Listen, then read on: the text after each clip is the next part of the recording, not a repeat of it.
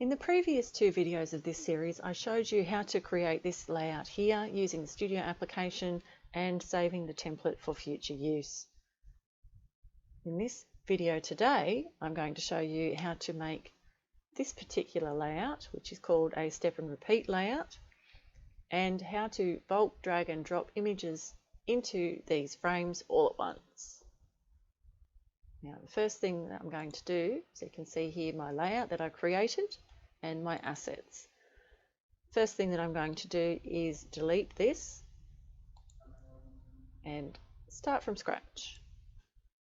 I'm also going to remove the asset files that I used so you can see the whole process from the beginning. So we'll just go to Edit, Delete Assets, which will remove the assets entirely from the client, and you will need to resubmit anything if you do this yourself. Okay, and I'm going to delete the folder.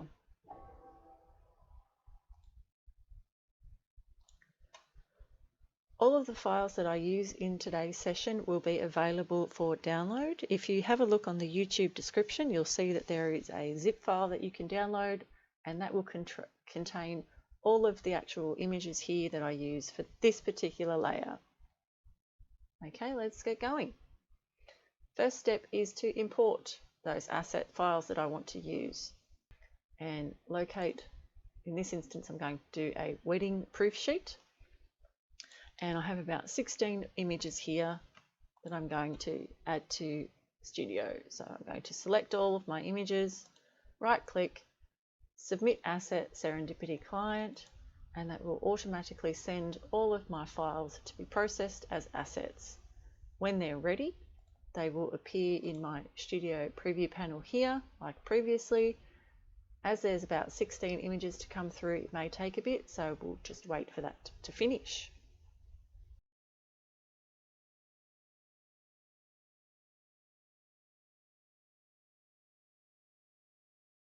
You can confirm by looking at your job queue and the assets section. If you see any broken items in here, they are still processing, but as I can see now, everything is finished, so I can go back to Studio and get started on this layout. Okay, now I'm an organized person, so I'm going to put these into a folder by selecting all, right click, new folder with selection. I'm going to call it wedding and hit OK. Now all of my images are now in the appropriate folder and I'm ready to go. First step is create my media so I can make sure I'm working within the bounds of my printable output. My width will be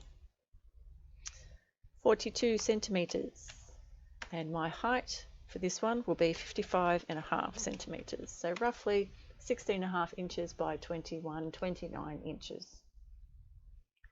Now I want to use this toolbar icon here called Step and Repeat to create my frames. I'm not going to drag and drop and then resize, so we want to select this icon in the toolbar and you'll see this pop up with the default frame on screen. The default options when you first select Step and Repeat are 7 by 5 inches, and you receive one frame on the screen, and the spacing is the default spacing.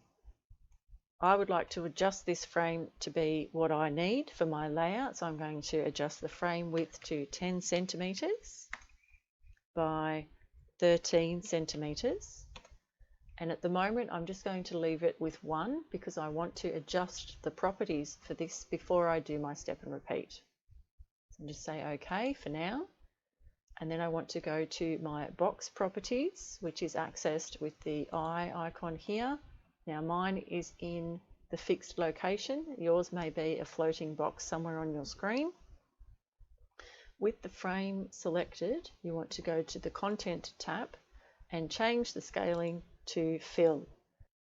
What this will do is will make the frame fill the contents to the frame. So when I drop an asset in here, there will be no gaps. It will fill the entire frame.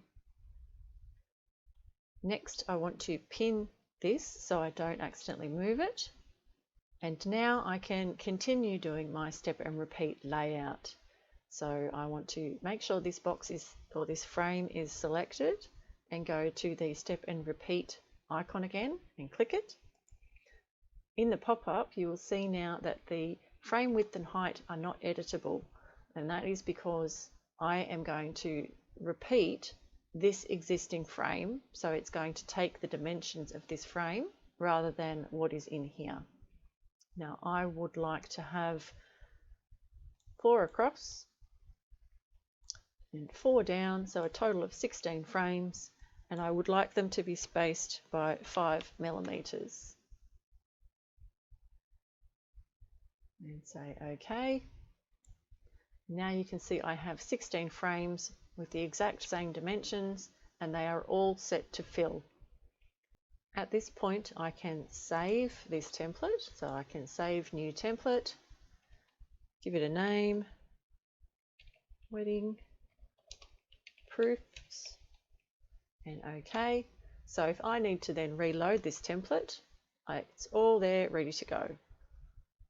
Now the next step will be to show you how to do a bulk drag and drop into these frames. So I can show you how to do them all at once, and I can show you how to do them in rows. So all at once, you want to select all frames. You can do this by clicking and dragging over them, so you can see all of the frames are highlighted by a pink border. Or you can go to the frame menu, select all. It will select all of the frames currently in the layout area. Now, because I have 16 frames that are empty and I have 16 images here, I'm going to select all 16 images by selecting the top one, scrolling to the bottom, holding down Shift and pressing the last one. If I now hold the mouse down and drag, you can see this pop-up appears that shows me I have selected 16 images in bulk. If I drag this across to an empty frame and release the mouse, it will drop all 16 items into all 16 frames. Now, if I only had 8 frames here and I selected 16 images, it would only drop 8 images out of that 16. It would not drop all of the images and then make its own entry down here for the rest. That's not how it would work, so I'll show you. If I just undo this step, if I select 8 boxes and I still have all 16 selected, dragging them and dropping them, you'll see it will only fill the selected frames. So that's very important to keep in mind. If you want to try this bulk drag and drop, you have to have selected frames in the layout area first.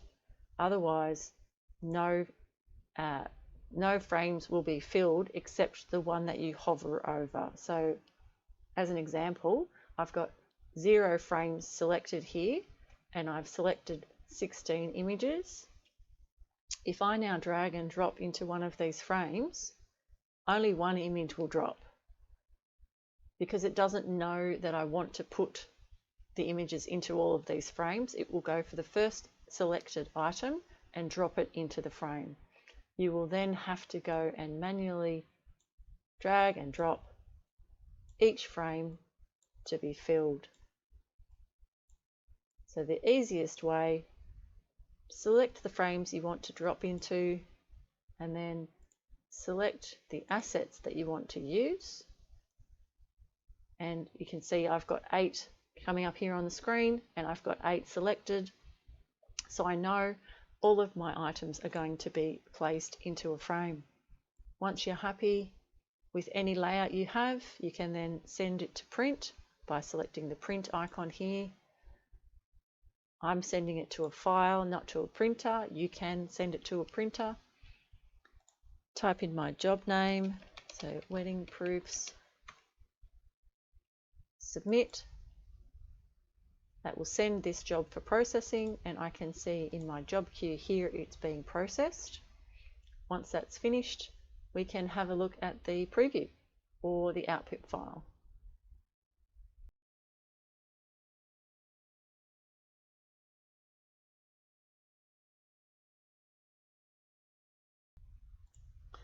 Okay, now my job I can see here has finished, so I can either select the job and view the printed or rendered preview here, and it will show me in my softproof window, or I can go to the output location for my file, because I was outputting to a file, not to a printer. And see here, this is the job file that it's generated. I can right click, preview Serendipity client. It will open up my actual output file into the softproof window for me to have a look at and see if anything needs changing.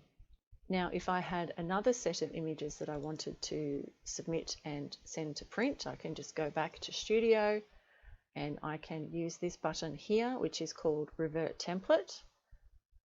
Because we saved the template previously, what this will do is it will clear all the contents, clear any of the adjustments you may or may not have made to the frames, and reset the template for the next use. So as an example, if I want to do another round, so I'll just do these 8 and I'll select 1, 2, 3, 4, 5, 6, 7, 8, drag and drop.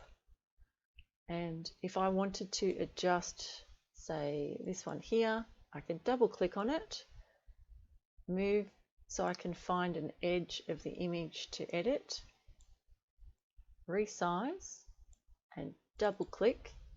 What this is doing, it's allowing me to crop the actual image I've placed to be within the bounds of the new size and the frames that I've selected. Because the item is pinned, I'm not going to accidentally also move the frame out of the set spacing that I had. And it allows you to just double click, find an edge to drag so you can resize, and then you can place the image, double click, and it has now reset the frame contents. You will notice here in the content that the scaling has changed from fill to custom.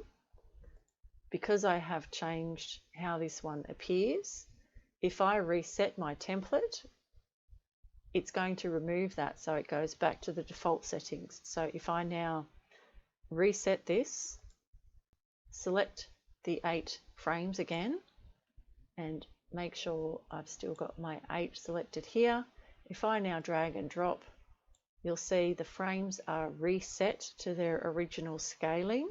And if I had placed a different image in here, it would not look out of place, it would not have strange custom scaling, and I can just submit it to print as is.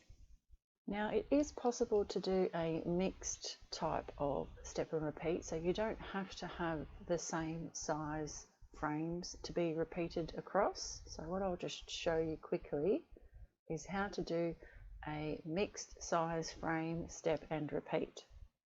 So the first thing we will do is just remove this particular template layout by clearing the layout. And now what I will do is use the step and repeat option to create the first frame.